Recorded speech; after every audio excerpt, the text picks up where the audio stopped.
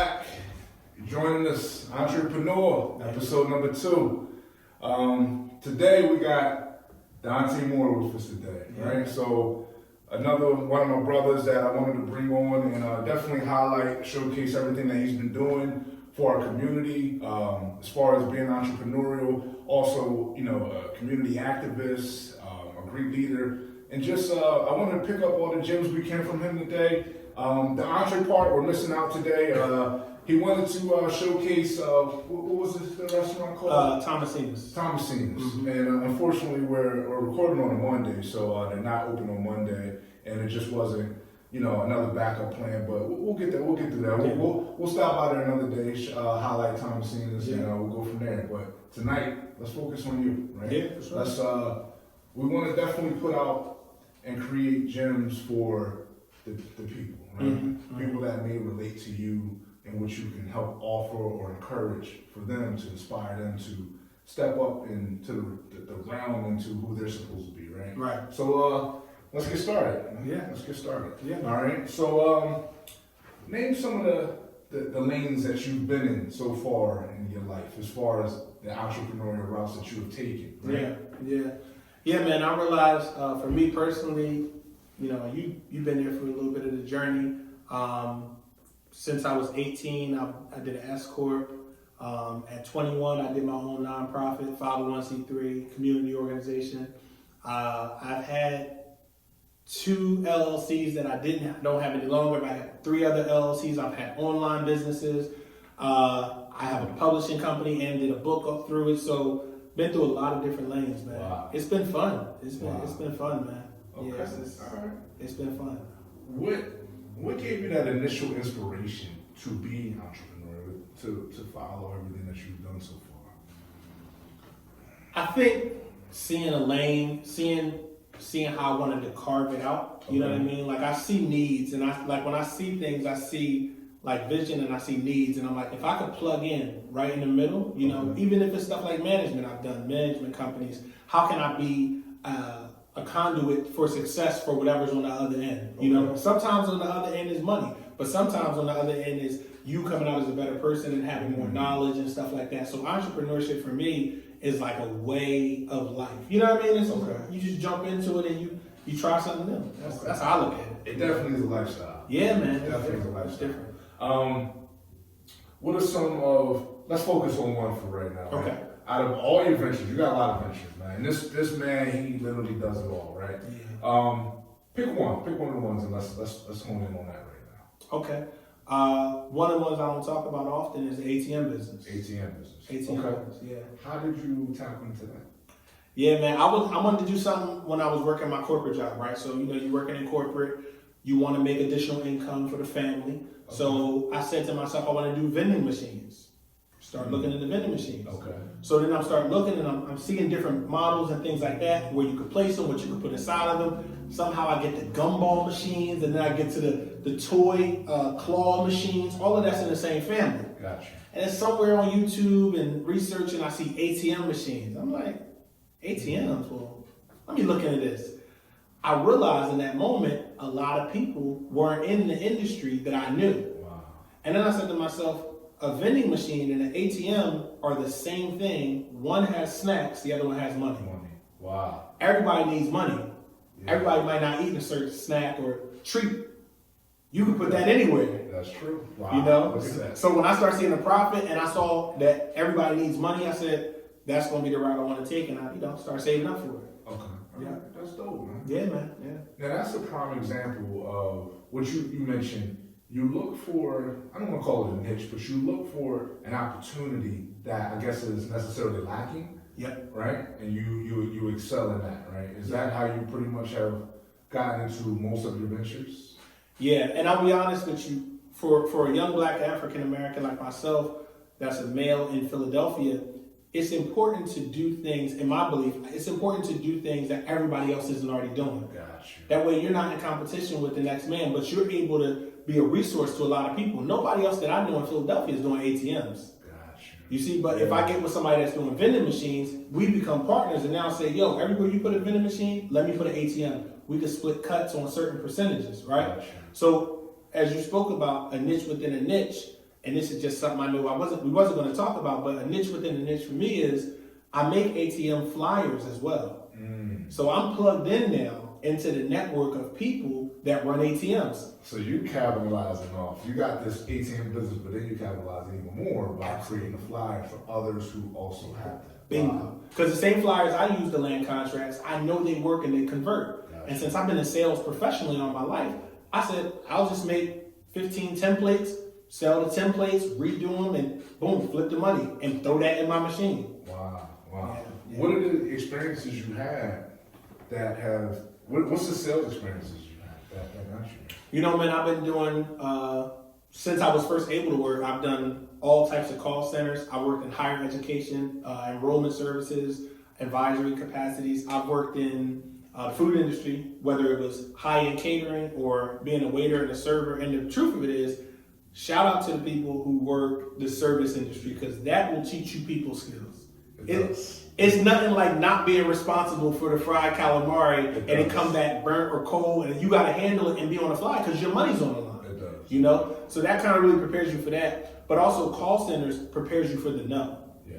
So as an entrepreneur, you got to be excited to hear the no, because the no is just an opportunity. It's just not right now. Yeah. And so call centers prepare you for that. I have management experience in call centers, so that gives me the opportunity to work with people and projects and manage. So you couple all that. Sales is life. Life is sales. I agree. Yeah. Actually, that's a gem right there. So Yeah. one, we appreciate that. Dante, back in the day, actually put me into the service industry. Yeah. First, it was, what was it, J. Scott's Catering. J. Scott, that was the first one we did, bro. Yeah, it was, Yeah. man. We used to, he put me on to, we were both young, teenagers. Yeah. Man. Was it 15, 16, right? We would go, it was out Media or Paoli or somewhere around around there. there, and we would, started learning how to cook, prepare, serve.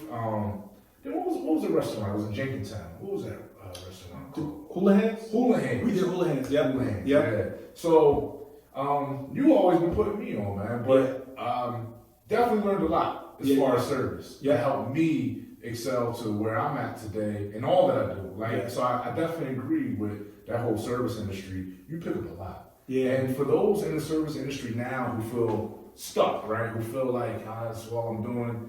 Don't feel that way, because you are actually learning a lot that's going to get you where you may want to be one day. Mm-hmm. And just always remember that, like, the things you feel stuck or held down in now is actually building you up for what you're meant to be. All right. Well, let's keep moving forward. Let's be progressive. One thing you said before we pass that point, you said something very interesting, and this is a gem for people listening. You said, Dante put me on, and that's just because we family, we brothers. Yeah. But I think it's important to understand, and I was asking somebody this the other day. I was like, how did you hear about XYZ job? They said, you. And I said, every job I've ever worked at, I've always referred people. Yeah. Every single one. And I'm talking about by the boatloads, from the sales to the hula hands to the catering, even to my latest sales job. But one thing I realized in business is this. When you refer people, you build what we call human capital and basically human value. So I'm putting people in position to work or make money or what have you, but also these big companies, they usually pay you referral bonuses. Yeah. So at a young age, you realize you can make money just by blessing people and putting people on. Yeah. But as an entrepreneur, those referral bonuses, you turn that stuff into affiliate commissions.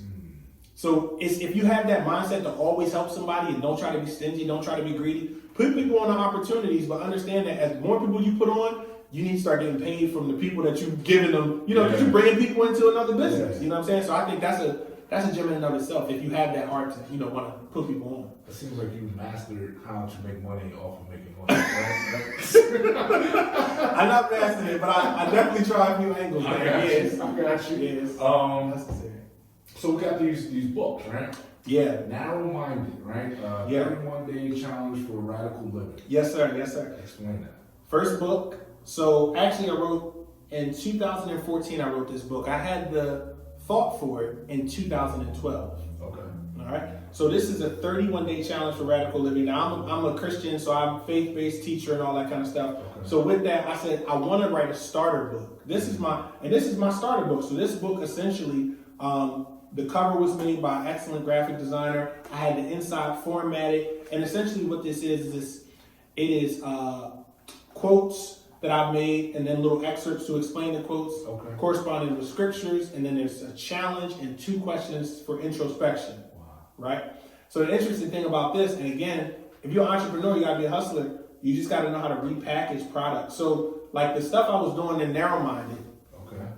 Narrow-Minded is basically what I was thinking and how I was thinking over years. A lot of the quotes was stuff I put on Facebook for free. Repurposed the content, took those quotes that was the best, put them in a book, expounded upon them, through some scriptures and some introspective, and now you got a book. Let me ask you, are these personal quotes? A lot of them are. Okay. Yeah, so especially in my faith journey. So, and it doesn't even have, if you're not even in the faith, it could say, like there was a quote in here that says, something about money or your humility. Your humility is prideful. Okay. That kind of stuff. Just a regular thing. Like, you know what? I think I'm being humble, but for real, I'm being prideful and not taking that and seizing that opportunity. Gotcha. Speaking Speaking to myself, but speaking to other people. Explain narrow-minded. So narrow-minded, the way I think about it is like this. People try to be so open-minded and so tolerant of everything that what you allow in your head and in your headspace, it clouds your vision. Okay. So narrow-minded really is about being super laser-focused on whatever it is your purpose to do. Okay. Right? And so when it comes to the faith, I use that. I say, listen, the broad way is easy, but the narrow way is difficult. And as an entrepreneur especially, you're going to do crazy stuff. You might leave corporate America. You might leave your job and then pursue this crazy idea. Your family might not understand. You might sell stuff to get it done. But at the end of the day, you got to have a narrow mind because people are going to tell you it don't work. Yeah. You can't succeed. You give it up. Go back to corporate. But your mind got to be so narrow, so divergent, so different. It's like tunnel vision. Tunnel vision, man. That's the whole concept of what that means. Okay. Yeah. Right. So that's. Let me ask you this. Like, in my experiences, I've learned that tunnel vision can either be helpful or harmful. Right? Absolutely. How would you, and based off of this book, right, and give us a little feedback, tunnel vision in this narrow-minded situation or in an entrepreneurial world, right, or even a career-based world, right, where you're working for someone else, right? Explain the differences in the two and the pros and cons of, you already tapped into being narrow-minded, right? Yeah. But explain the pros and cons entrepreneurially of having tunnel vision and also being open-minded. Absolutely. So for me personally, the pros and cons when we talk about tunnel vision and open-mindedness and entrepreneurship, I think about it like this. In entrepreneurship, it depends on where you are in your stage in the journey. Okay. So for me, when I jumped into the ATMs, for example, we talked about that. Okay. I had to be open-minded. Okay. I don't know enough about this sector, this industry. And the dudes that are doing it really well have been doing it for 20 years, and they're older white people who I don't know and I would have never encountered. And they're giving me game. My mentor is a guy from Illinois. The guy who put me on to really getting started was a guy that I had to be open to learn from. And he got the game because he used to work with a gas station vendor, and then he started getting all the gas stations. So he said, Dante, this is how you do X, Y, and Z. Mm. So now I'm open to all this information. Okay. But once you find your niche in your pocket, you work it. Once you find the niche within the niche, that's the flyers. I'm narrow-minded. I'm tunnel vision with my flyers because nobody do what I do. Game right there. Right? No, that's dope. And the crazy thing is, when you tunnel vision, even though you know what you do ain't that impressive, somebody could go and mimic it if they want to. Yeah. But people don't pay for what they could do. People pay for convenience. Gotcha. You see what I'm saying? Yeah. So being tunnel vision, like my price is my price. If you want it, I'm gonna help you out. But if not, that's cool, bro. I hope I hope the best for you. Yeah. That's kind of how I look at it. Gotcha.